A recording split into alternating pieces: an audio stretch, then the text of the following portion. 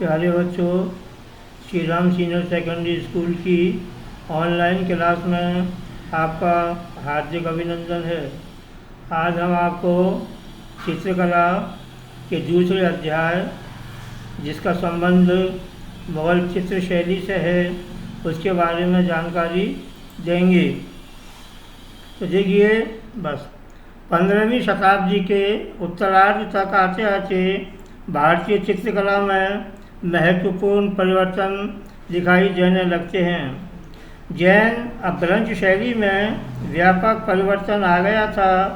भरतमाला में चित्रों के नवीन स्वरूप प्रचलन में आ गए थे, जिसमें प्रयुक्त आकार, विषय व कलागत विशेषताएँ नवीन परिवर्तन के स्पष्ट संकेत दे रहे थे।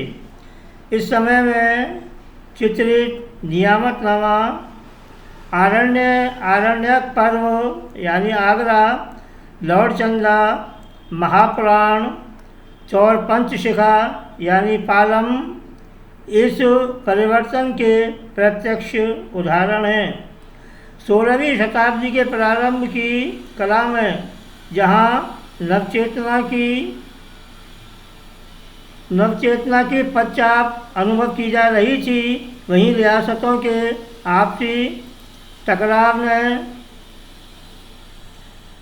विदेशी आक्रांताओं को यहाँ अपने पैर पसारने के लिए अनुकूल परिस्थितियाँ उत्पन्न की।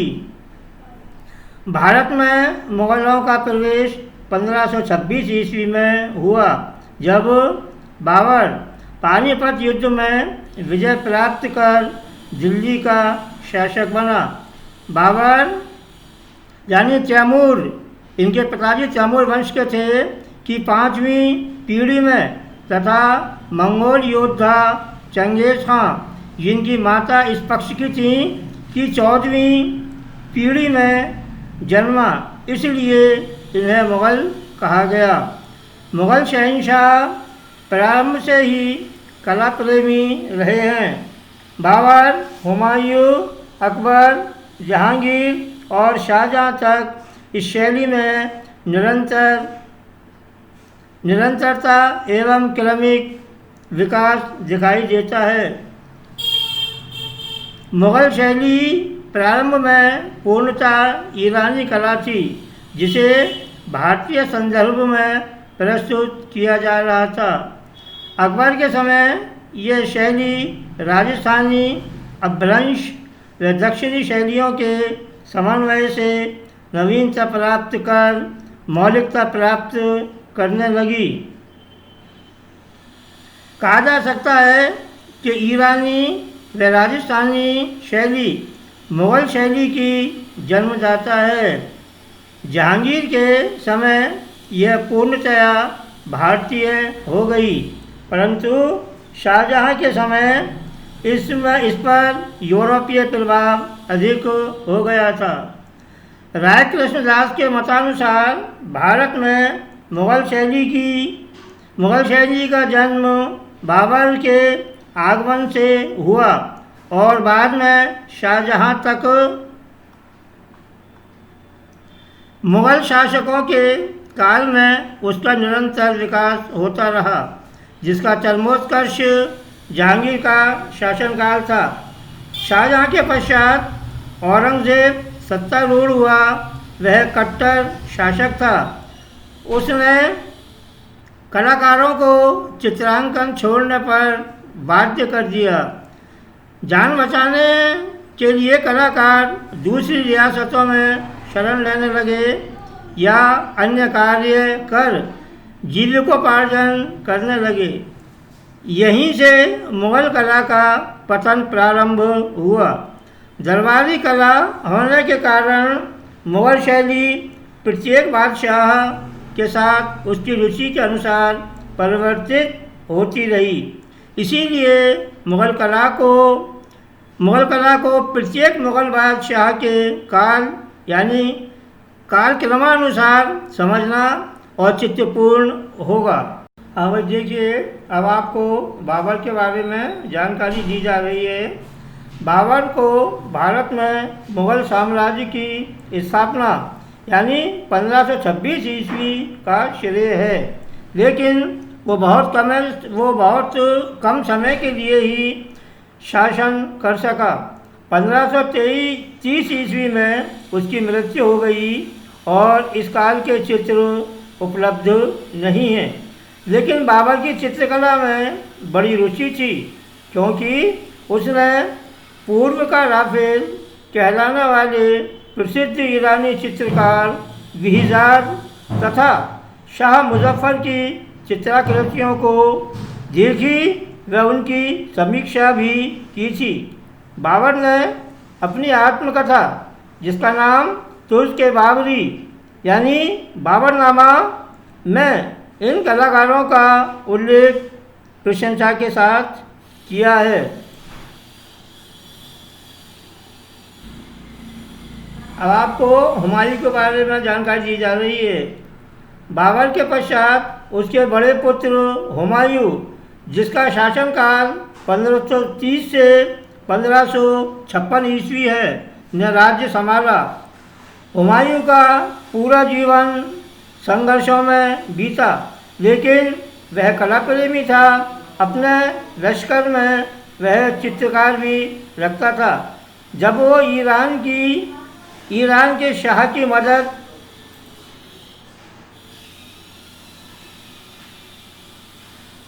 लेकर पुनः भारत आया, तो अपने कला प्रेम के कारण ईरानी चित्रकार, जिसका नाम मीर सैयद अली जुदाई और दूसरे का नाम ख्वाजा अब्दुल समद शिराजी था, उनको अपने साथ भारत लेकर आया। ये दोनों ईरानी शैली के सिद्धहस्त कलाकार थे। बालक अकबर ने उनसे चित्रकला सीखी। इस समय जो चित्र तैयार किए गए थे वे पूर्णतया फारसी व ईरानी शैली में तैयार किए गए थे। हुमायूं के समय में दास्तान अमीर हमज़ा यानी हमज़ानामा चित्र संख्या 1 आपके सामने है। दास्तान अमीर हमज़ा से संबंधित चित्र है ये।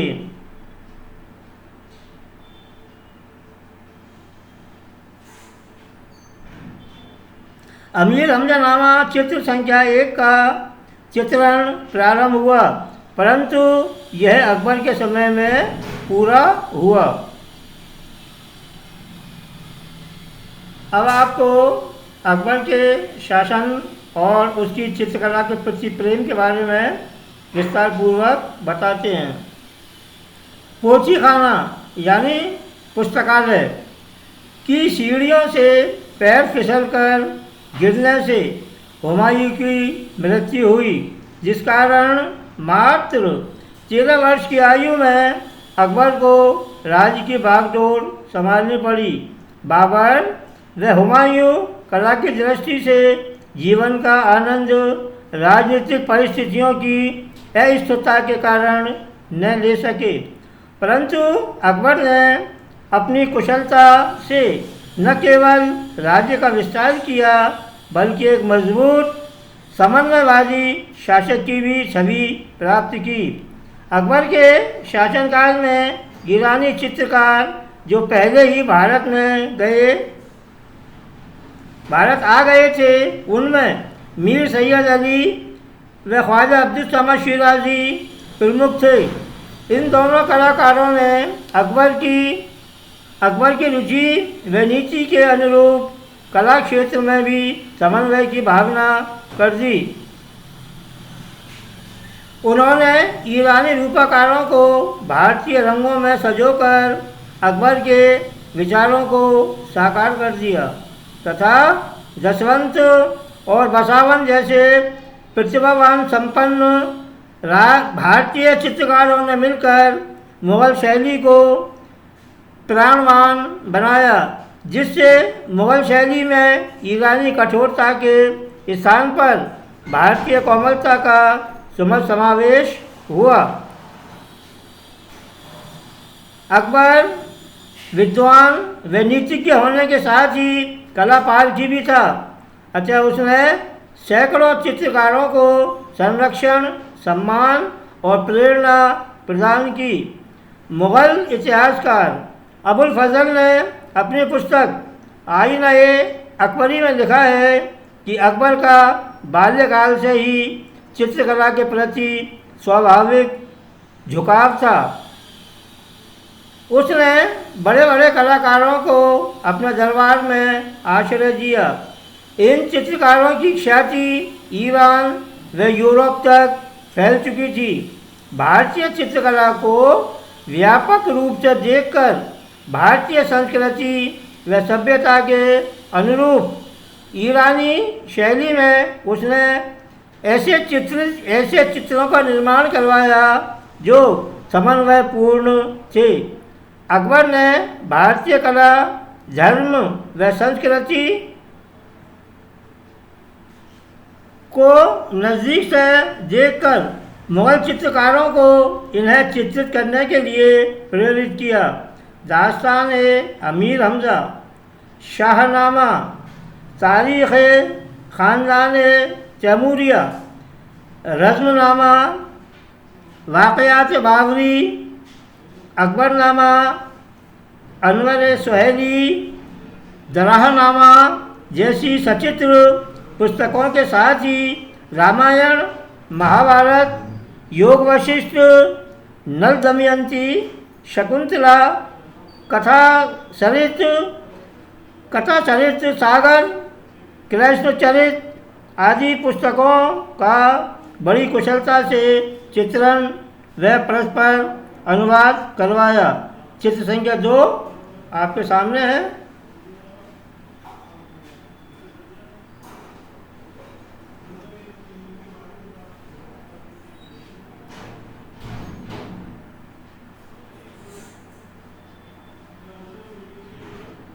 अब देखिए आपको अकबर को कला से कितना प्रेम था इसके बारे में बताते हैं।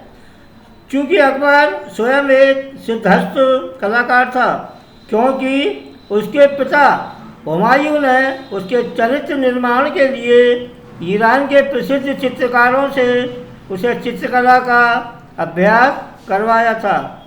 अकबर के समय राजनीतिक परिस्थितियों ने थोड़ी स्थिरता व शांति आ गई थी। अतः शाही क्रियाकलापों के पश्चात जो समय बचता था उसे अकबर चित्रशालाओं में जाकर व्यतीत करता था।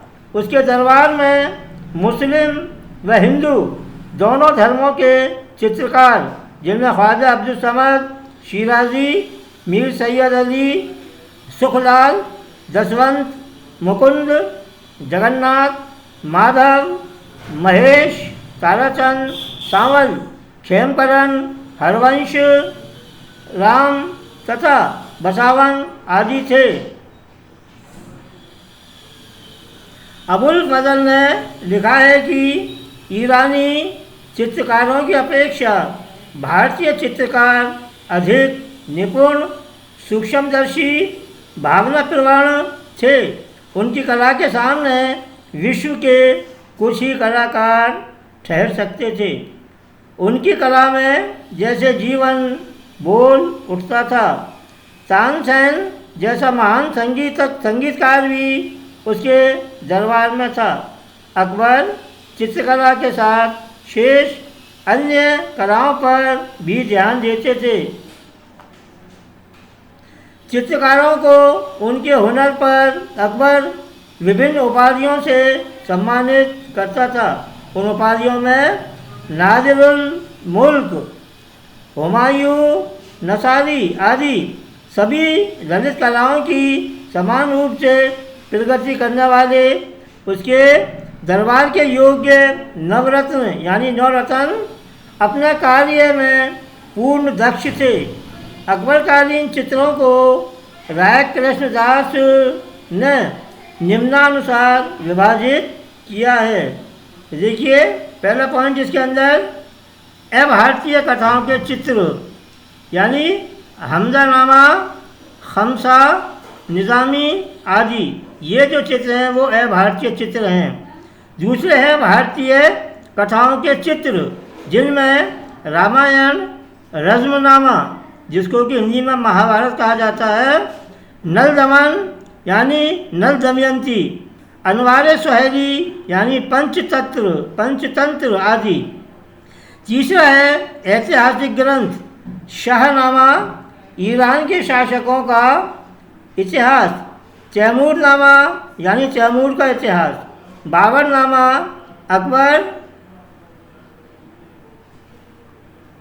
अकबरनामा आदि। चौथा पॉइंट है व्यक्ति चित्र यानी छवि तथा सामाजिक चित्र। राय कृष्णदास के अनुसार अकबर काल में लगभग 20,000 चित्र बनाए गए थे, जो आज भी विश्व के विभिन्न संग्रहालयों में संरक्षित हैं। देखिए बच्चों, अब आपके सामने अकबरकालीन चित्र शैली की विशेषताएं। अकबर ने भारतीय जीवन को निकट से समझा था। यही कारण था कि बादशाह की रुचि को महत्व मिलने से तत्कालीन चित्रकला पर प्रचलित भारतीय कलाओं का विशेष प्रभाव पड़ा। राजपूत, ईरानी व यूरोपीय तत्वों के मिश्रण से ये विशिष्ट शैली नई पहचान बना सकी। अकबर ने हिंदू मुसलमानों के सौहार्द को बढ़ावा देने के लिए चित्र शैली में एक समन्वित विचार दिया। इस काल में दरबारी शान शौकत, सुकुमारता, मुग़ल बादशाहों की वीरता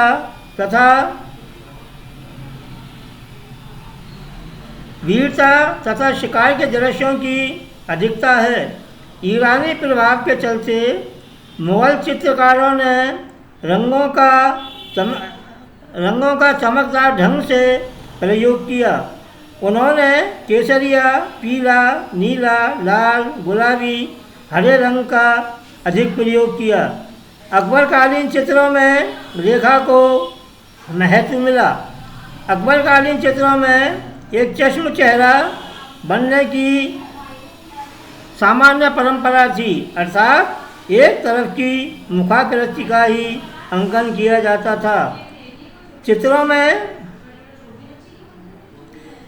में यथास्थान मुगलिया वस्त्रों व आभूषणों, पशु पक्षियों तथा वृक्षों को अंकित किया गया। अकबरकालीन चित्रकार शबीही अर्थात व्यक्ति चित्र बनाने में पूर्ण दक्ष थे। राजा पृथु का चित्र इनमें महत्वपूर्ण है, जो बनारस के भारत कला भवन में सुरक्षित है। अधिकांश चित्रकारों ने इन व्यक्ति चित्रों में नियमों का पूर्ण पालन किया। वस्त्रों में होने वाली सलवटों को स्वाभाविक रूप से चित्रित किया गया है।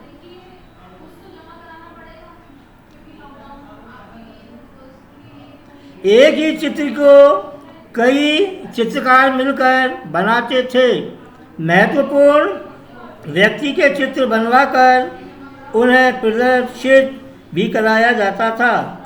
संयोजन की दृष्टि से चित्रों में भीड़भाड़ दिखाई जाती थी तथा प्रधान विषय को बड़ी शान शौकत से दर्शाया जाता था। आईने अकबरी में अकबरकालीन चित्रकला का समुचित उल्लेख प्राप्त होता है। चित्रकार की तूलिका यानी कलम या ब्रश को कलम कहा जाता था और चित्रकार को कलमकार कहा जाता था। तूलिकाएँ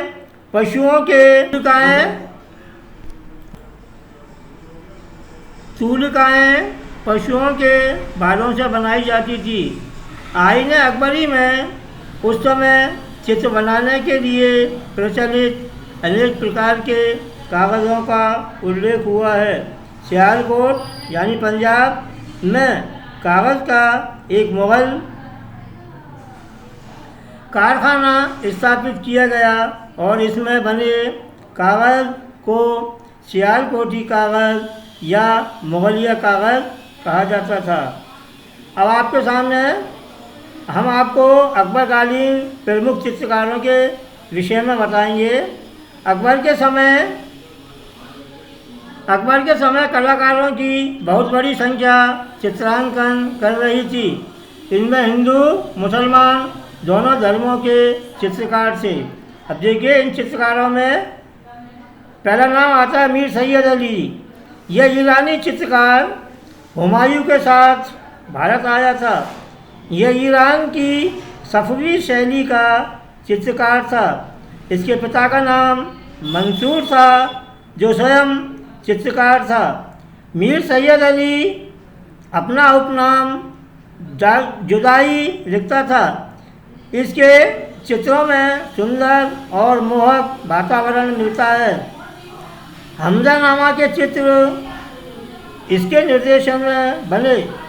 इसे लौकिक और दैनिक जीवन से संबंधित विषयों का चित्रण अधिक प्रिय था। इसके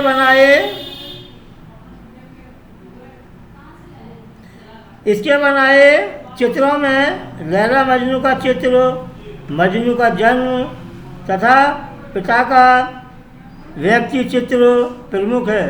दूसरे चित्रकार जिनका नाम ख्वाजा अब्दुल समद शिराजी, ये हुमायूं के साथ भारत आया था।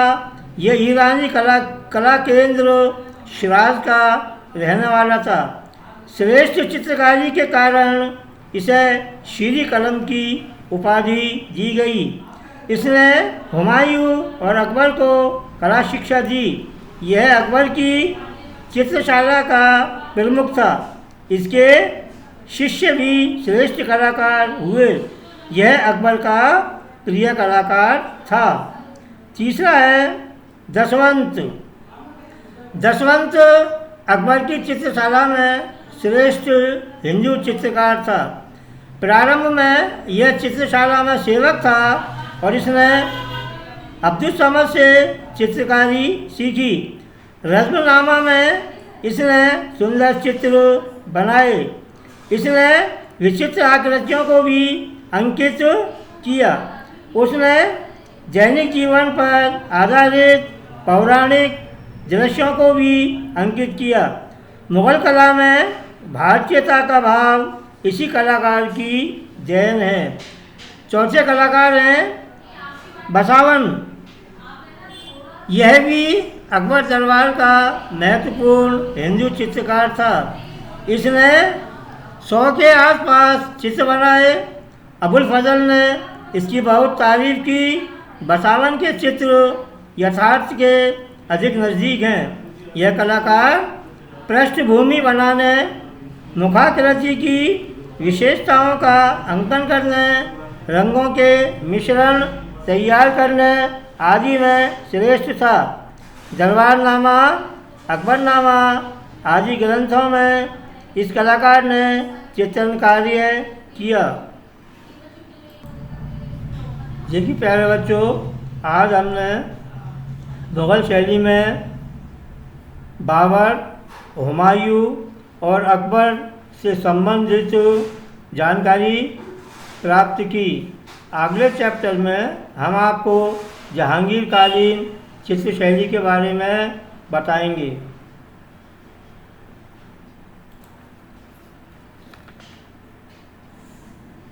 आइए बच्चों, अगर आपको यह वीडियो पसंद आई हो तो लाइक करें, शेयर करें और हमारे चैनल को सब्सक्राइब करें। धन्यवाद।